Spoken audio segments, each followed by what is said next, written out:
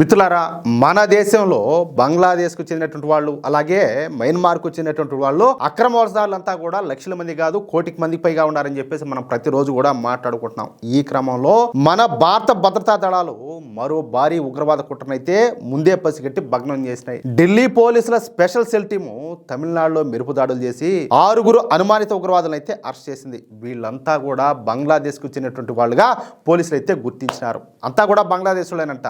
ఆ లెక్క ప్రకారం కోటి మందికి పైగా ఉన్నారు కదా మన దేశంలో అక్రమంగా. వాళ్ళు ఇంకెంతమంది ఇలాంటి వాళ్ళు ఉంటారు ఒకసారి ఆలోచన చేయండి. వీళ్ళంతా కూడా తమిళనాడులోని తిరుపూర్ జిల్లాలో గార్మెంట్ ఫ్యాక్టరీలో కార్మికులుగా నటిస్తా రహస్యంగా ఉగ్రవాద కార్యకలాపాలు సాగిస్తా ఉన్నట్టు తెలిసింది. వీళ్ళ వెనుక పాకిస్తాన్ కు చెందినటువంటి ఐఎస్ఐ అలాగే బంగ్లాదేశ్ కు చెందినటువంటి ఉగ్రవాద సంస్థల హస్తం ఉన్నట్టు ఆరోపణలు అయితే వస్తున్నాయి. ఢిల్లీలోని మెట్రో స్టేషన్ల దగ్గర ఫ్రీ కాశ్మీర్ వంటి రెచ్చగొట్టేటటువంటి పోస్టర్లు అంటించిన ఘటనలో దర్యాప్తు చేస్తున్న క్రమంలో ఈ ముఠా గుట్టయితే రట్టయింది. నిందితుల నుంచి భారీగా నకిలీ ఆధార్ కార్డులు అలాగే మొబైల్ ఫోన్లు అలాగే 16 సిమ్ కార్డులను పోలీసులు అయితే స్వాధీనం చేసుకున్నారు. ఢిల్లీలోని ఎర్రకోట అలాగే కొన్ని ప్రముఖ దేవాలయాలపైన దాడులు చేసేందుకు వీళ్ళంతా కూడా రెక్కి కూడా నిర్వహించినట్లు తెలుస్తుంది. అంటే ఆల్రెడీ రెక్కి కూడా నిర్వహించారన్నమాట. ఇంకా దాడి చేయడమే తరువాయి. ప్రస్తుతం వీళ్ళను ఢిల్లీకి తరలించి విచారణ అయితే చేస్తున్నారు.